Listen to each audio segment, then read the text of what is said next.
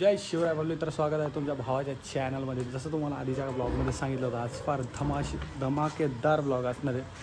तर तसाच आज फार धमाकेदार ब्लॉग असणार आहे. आपल्याला जायचं आहे एका मंडळाकडे. ते मंडळ कुठलं असणार आहे ते पुढे जाऊन तुम्हाला दिसेलच, बट खरंच खूप छान ब्लॉग होणार आहे आज. So stay tune. तर जसं मी तुम्हाला म्हटलं होतं की आजचा ब्लॉग जरा तगडा असणार आहे. तर का त्याचं कारण म्हणजे फक्त हे पावन गणेश मित्र मंडळ. तर तुम्ही बघू शकताय माझ्या मागे एवढी बलाढ्य मूर्ती आहे आणि मला हे शूटच करायचं होतं आजचा व्लॉग. तर चला तुम्हाला बिहाइंड द सीन्स दाखवतो की पावन गणेश मित्र मंडळ एवढं सक्सेसफुल कसं काय. मी याच्या बिहाइंड द स्टोरी तुम्हाला दाखवतो. चला भेटूया.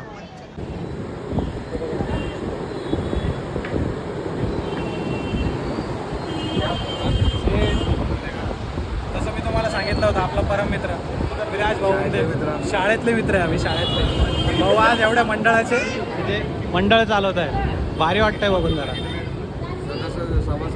सभासद आहे मंडळाचे. हे अध्यक्ष साहेब आहे शिवराज भाऊ.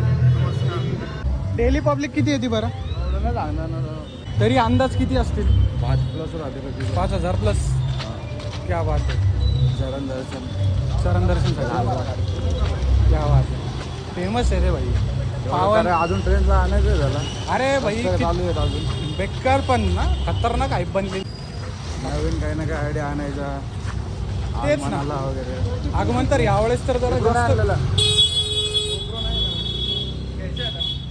नाही रे गोप्रो नाही टिप्रू टिप्रू ते नाही ते आगमनाला जे केरळवरनं माणसं आणले होते ते खतरनाक अट्रॅक्शन होते.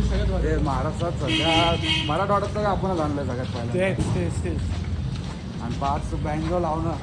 5 बँजो बँजो लावतात. हा ना एकाच मंडळात 5 बँड नाही लावू शकत कोणी. तेच सो गाईज इकडं ज्या लोकांना आपल्याला भेटायचं आहे, ज्यांच्याकडनं आपल्याला माहिती विचारायची आहे, ते लोक सध्या बिझी आहे त्यामुळं त्यांची काय भेट होत नाही आहे. तर आपण आता अजून एका मित्राच्या मंडळात जाऊया. तिथे काय नाही सीन तिथलं कॅप्चर करू आणि त्यानंतर हे 9 वाजेला फ्री होणार आहे. हे 9 वाजेला फ्री झाले की त्यानंतर आपण इथे पुन्हा येऊ. त्यानंतर पुन्हा कॅप्चर करू. मग तुम्हाला पुन्हा नंतर दिसेल. Let's go. काय जसं तुम्हाला सांगितलं आपल्या शाळेतला मित्र आहे. हा माझ्यासोबत शाळेत होता. आता या मंडळात आहे इथं. गौरव टाक नाव आहे त्याचं.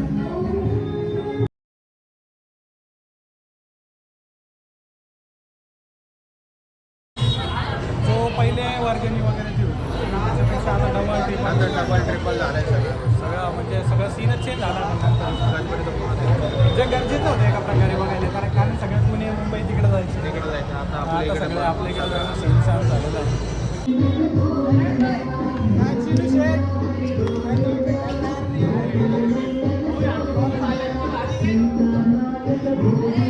कसं आहेस? कसं चालू आहे? जोमात क्या बात आहे. हा चिनू आहे आमच्यासोबत SBला होता आणि आम्ही म्हणजे शाळेतले मित्र आहे आम्ही. मंडळ किती जुनं आहे? किती वर्ष झाले? 9 वर्ष. 9 वर्ष. हे 9वं वर्ष आहे का? हे 9 वर्ष. पहिल्यापासून इथंच बसते का मग?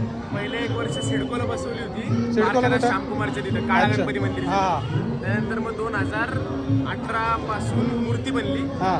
आणि 19 पासून इथं आला. त्याच्यानंतर पासून इथंच बसते. त्यापासून इथं. क्या बात आहे.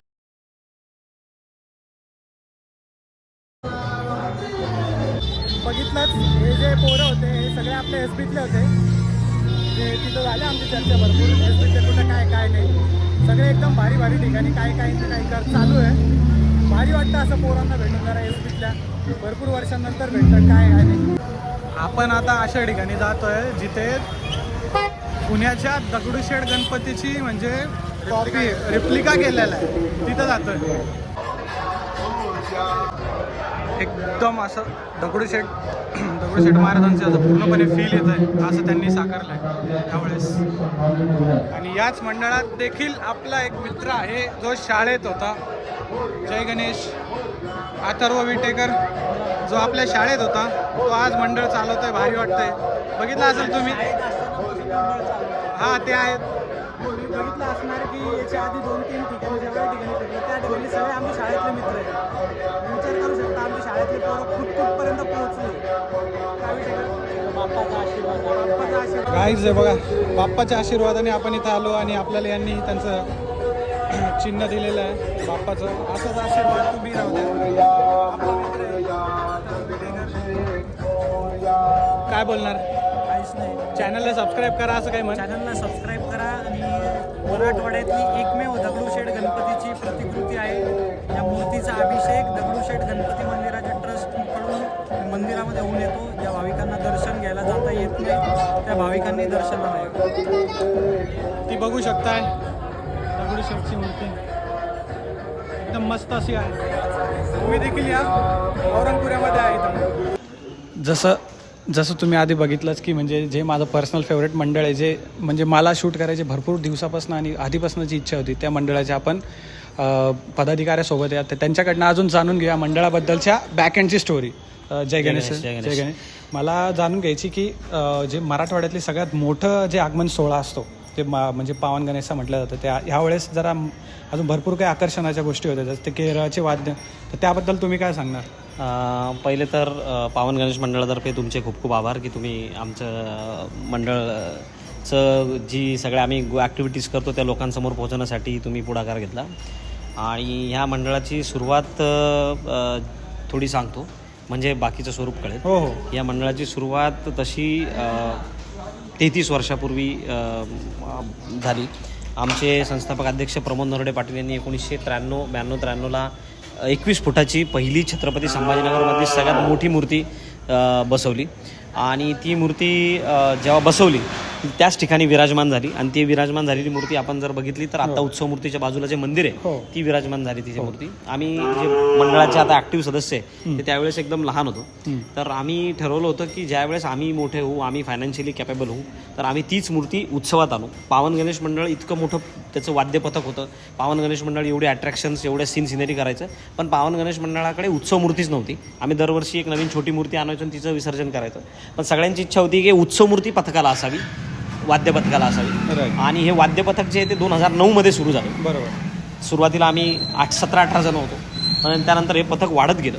आणि आज ह्या पथकाचं जर आपण स्वरूप बघितलं तर पथकात 600-650 पूर्ण वाद्यक आहेत.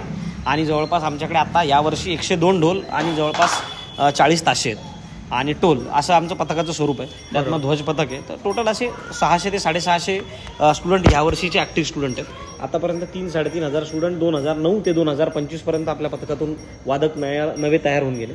आणि पावन गणेश मंडळाच्या वाद्यपथकाची एक विशेषता आहे की पावन गणेश मंडळाच्या वाद्यपथकातून वाजवलेले अनेक वादकांनी आज पावन गणेश मंडळाच्या प्रेरणा घेऊन अनेक पथकं संभाजीनगरमध्ये तयार केली. पावन गणेश मंडळाची खासियत अशी आहे की सगळ्यात मोठी उत्सव मूर्ती आणणारं 21 फुटाची पावन गणेश मंडळ आहे.